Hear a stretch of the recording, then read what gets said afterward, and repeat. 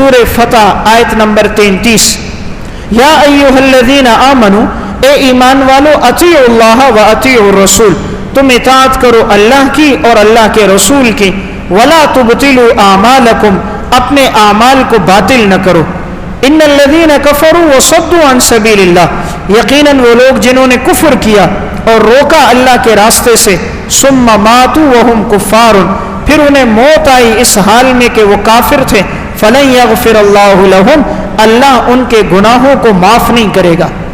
اس مقام پر اللہ تعالیٰ نے 3 باتوں کا حکم دیا۔ ایمان والو، اللہ کی اطاعت کرو، نمبر 2 اللہ کے رسول کی اطاعت کرو، نمبر 3 اپنے اعمال کو باطل نہ کرو۔ عمل باطل کس سے ہوتا ہے؟ جب اس میں اخلاص نہ ہو، جب ریاکاری کے لیے عمل ہوتا ہے تو باطل ہو جاتا ہے، اس لیے کہا اخلاص سے عمل کرو تاکہ تمہارا عمل اللہ کے ہاں پسندیدہ بن جائے۔ آگے کہا کہ جو کافر لوگ ہیں اور جن کا انتقال کفر میں ہوگا، فلن یغفر اللہ لہم، اللہ ان کے گناہوں کو معاف نہیں کرے گا۔ اس میں حکم یہ ہے کہ انسان کوشش کرے اپنی زندگی ایمان پہ گزارے تاکہ خاتمہ ایمان پہ ہو۔ خدا نہ خواستہ اگر خاتمہ کفر پہ ہوا تو ہمیشہ کے لیے اس کے لیے جہنم ہے۔ تو آخری بات یہ ہے کہ اپنے آپ کو کفر سے بچانا ہے، گناہوں کی زندگی سے بچانا ہے۔ جب زندگی گناہوں میں گزرتی ہے تو خاتمہ بھی اسی طرح ہوتا ہے۔ اللہ نے کہا جس کا انتقال کفر پہ ہوگا اللہ اس کے گناہوں کو معاف نہیں کرے گا۔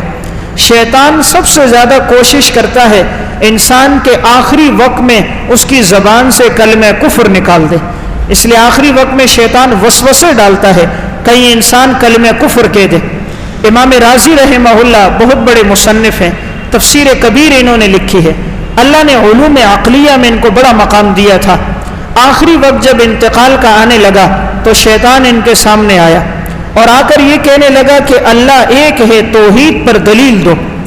امام رازی رحمہ اللہ نے دلیل پیش کی، شیطان نے اس کی تردید کر دی۔ دوسری دلیل پیش کی، شیطان نے اس کا بھی توڑ پیش کیا۔ تیسری دلیل پیش کی، شیطان نے اس کا بھی توڑ ذکر کر دیا۔ امام رازی دلائل دے رہے ہیں، شیطان اس کا توڑ ذکر کر رہا ہے۔ اس دوران یہ پریشان ہو گئے، ایک دم ان کے سامنے ان کے شیخ آ گئے جن کے ساتھ ان کا تعلق تھا۔ انہوں نے فوراً ایک جملہ کہا کہ رازی تم یہ کیوں نہیں کہتے میں اللہ کو بغیر دلیل کے مانتا ہوں، کوئی دلیل موجود نہ ہو میں رب کو مانتا ہوں۔ امام رازی نے یہی جملہ کہا میں اللہ کو بغیر دلیل کے مانتا ہوں، دلیلیں نہ ہو۔ تو شیطان ایک دم مایوس ہو کر چلا گیا۔ اس نے کہا میں چاہتا تھا تو اس طرح کی باتیں کہتا رہے، میں ان کا جواب دیتا رہوں تاکہ تیرا ایمان شک میں پڑ جائے، مضبوط نہ رہے اور تیری موت کفر پہ آ جائے۔ تو شیطان آخری وقت میں زور دیتا ہے کہ انسان کا خاتمہ کفر پہ ہو جائے، اس لیے جب زندگی اچھی گزرے گی تو آخری وقت میں زبان پر بھی انسان کا کلمہ ہوگا، کلمہ پڑھ کر دنیا سے جائے گا۔ اس لیے ہمیشہ یہ دعا کرنی چاہیے۔ آج کے بزرگ بھی یہ دعا دیتے ہیں کہ دعا کریں کہ خاتمہ ایمان پر ہو۔ یہ بہت بڑی دعا ہے، ہر نماز کے بعد دعا کرنی چاہیے، اللہ خاتمہ ایمان کی موت پر دے۔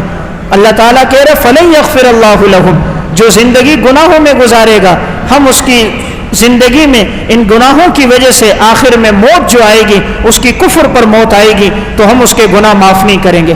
بس اوقات انسان زندگی بڑی اچھی گزارتا ہے لیکن کوئی گناہ کر دیتا ہے اور اس کی موت کفر پہ واقع ہوتی ہے۔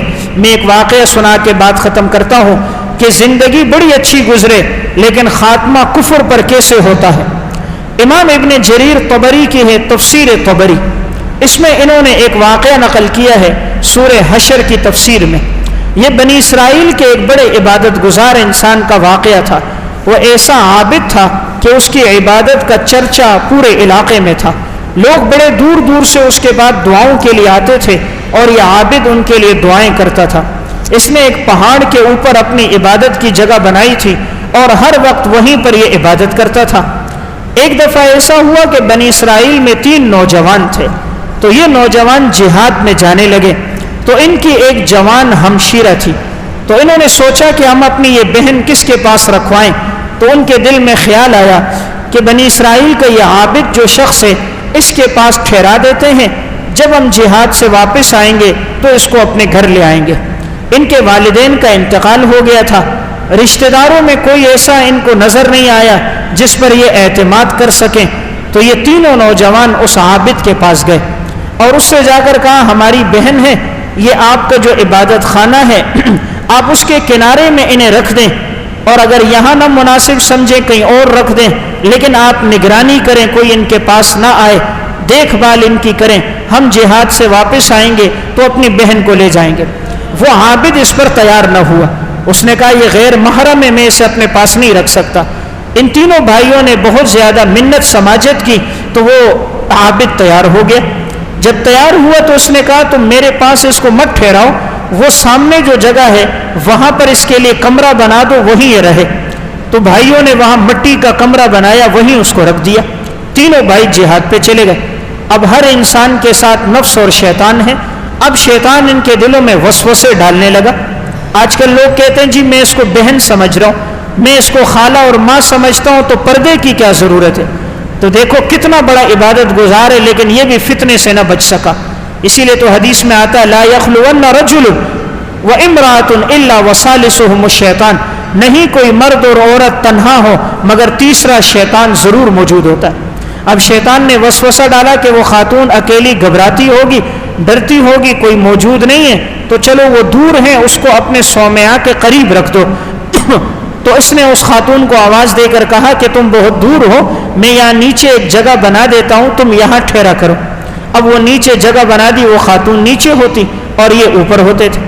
پھر وسوسے دل میں آئے کہ یہ خاتون نیچے اکیلی تنہا ہوگی، بھائی موجود نہیں ہے، اکیلی ہر وقت ہوگی، پریشان، تو چلو اس کو اپنے عبادت خانے میں پیچھے بٹھا دیتا ہوں۔ تو اسے اوپر بلایا اور اپنے عبادت خانے میں پیچھے بٹھا دیا۔ اب یہ عابد عبادت کرتا تھا، اب دل میں پھر شیطان نے وسوسہ ڈالا کہ یہ اکیلی بیٹھی ہے، پریشان رہتی ہے، چلو اگر اس کے ساتھ کوئی دو جملے بول دو محبت کے تاکہ اس کا بھی دل ہو جائے اور اس وجہ سے اس کے دل میں مایوسی ختم ہو جائے۔ تو یہ اس کے قریب گیا، دو باتیں کہیں، تو اب شیطان نے وسوسے ڈال دیے۔ بالآخر ایسا ہوا کہ قربت ہوتے ہوئے دونوں معاذ اللہ زنا میں پڑ گئے۔ جب زنا کر دیا تو اب زنا سے حمل ٹھہر گیا، چند ماہ کے بعد بچہ ہو گیا۔ وہ جو تین بھائی تھے وہ تو جنگوں میں آگے جاتے رہے اور ان کو لوٹنے کا موقع نہ ملا۔ جب حمل ٹھہر گیا تو چند مہینوں بعد وضع حمل ہوا، بچہ پیدا ہو گیا۔ اب یہ عابد بڑا پریشان ہو گیا کہ وہ تین بھائی جب آئیں گے تو انہوں نے تو مجھے کہا تھا کہ یہ بہن آپ کے پاس امانت ہے، میں ان کو کیا جواب دوں گا؟ لوگ تو مجھے عبادت گزار سمجھتے تھے اور میں نے ایسی حرکت کر دی۔ اب اس نے اپنے اس جرم کو چھپانے کے لیے، اپنے گناہ کو چھپانے کے لیے، جب وہ خاتون رات کو سو گئی تو اس نے تیز دھار آلہ لیا، بچے کو بھی قتل کر دیا، ماں کو بھی قتل کر دیا۔ قتل کرنے کے بعد اب اس نے ایک دور جگہ پر گڑھا کھودا اور اس گڑھے کے اندر عورت کو بھی ڈال دیا، ماں کو بھی، اور قبر اوپر سے بنا دی، قبر بنا دی۔ کافی مہینوں کے بعد جب بھائی آئے، انہوں نے آ کر پوچھا ہماری اس بہن کا کیا ہوا؟ تو اس نے آگے سے کہا وہ بہت بیمار ہو گئی، میں نے بہت علاج کروایا تو فائدہ نہ ہوا، آخر کار اس کا انتقال ہو گیا، تو میں نے فلاں جگہ اس کو دفنا دیا۔ روتے ہوئے بات کرنے لگا، آنکھوں میں آنسو لے آیا۔ تو بھائی سمجھے واقعی انتقال ہو چکا ہوگا، موت کا تو وقت ہے۔ تو یہ تینوں بھائی بہن کی قبر پر گئے، جا کر دعا کی اور گھر چلے گئے۔ اب جب یہ رات کو سوئے تو شیطان ان کو خواب میں آیا۔ پہلے بڑے بھائی کے پاس آیا اور اس کو کہا کہ تمہیں معلوم ہے کہ یہ جو عابد ہے اس نے تمہاری بہن کو قتل کیا ہے؟ انہوں نے کہا نہیں، یہ تو ایسا نہیں کر سکتا۔ کہا اگر تمہیں شک ہے جا کر قبر کھولو، دیکھو تمہاری بہن کو بھی قتل کیا ہے اور اس نے زنا کیا تھا، جو بچہ پیدا ہوئے اسے بھی قتل کیا۔ اب یہ بڑا بھائی ایک دم نیند سے جاگ گیا، ڈر گیا۔ شیطان درمیانے بھائی کے پاس بھی گیا، چھوٹے بھائی کے پاس بھی گیا، تینوں کو یہی خواب آیا۔ تینوں صبح اٹھے اور کہنے لگے ہم نے خواب دیکھا ہے۔ بڑے نے جب کہا تو چھوٹے نے کہا میں نے بھی دیکھا ہے، درمیانے نے کہا میں نے بھی دیکھا ہے، لیکن ان تینوں نے کہا یہ ویسے کوئی وسوسہ ہوگا، دھیان نہ دیا۔ دوسرے دن پھر سو گئے، پھر تینوں کو خواب آیا۔ تیسرے دن پھر سوئے، پھر شیطان خواب میں آیا اور کہا جا کر دیکھو تو صحیح ایک مرتبہ، تھوڑی سی قبر کھول کے دیکھ لو، تمہاری بہن کو بڑی بے دردی سے قتل کیا۔ آخر بڑے نے کہا یار جا کر دیکھ لیتے ہیں۔ انہوں نے جو قبر تھوڑی سی کھولی، نظر ماری تو واقعی قبر میں نظر آیا کہ ان کی بہن کو قتل کیا تھا، بچے کی بھی لاش تھی اور ان کی بہن کی بھی لاش تھی۔ اب ان تینوں بھائیوں سے رہا نہ گیا، کہ اس نے اتنا ظلم کیا کہ زنا کیا اور قتل کیا. یہ تینوں بھائی آئے تیز دھار آلے لے کر، تلواریں لے کر کہ ہم اس کو قتل کریں گے. اس کے پاس آئے، قتل کرنے لگے تو اتنے میں شیطان اس کے پاس آ گیا اور شیطان نے اس عابد سے کہا، قرآن کریم میں کمثل الشیطان اذ قال للانسان اکفر، شیطان کی مثال اس طرح ہے، یہ انسان سے کہتا ہے کفر کرو، فلما کفر، جب انسان کفر کرتا ہے، قال انی بریء منک، شیطان کہتا ہے کہ میں تجھ سے بری ہوں، انی اخاف اللہ رب العالمین، میں اللہ رب العالمین سے ڈرتا ہوں.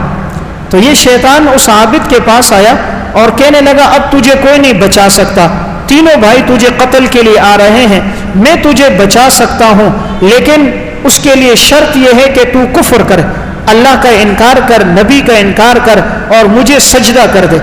اگر تو مجھے سجدہ کرے گا، کفر کرے گا، میں تجھے معاف کر دوں گا اور میں تجھے ان بھائیوں کے شر سے بچا دوں گا.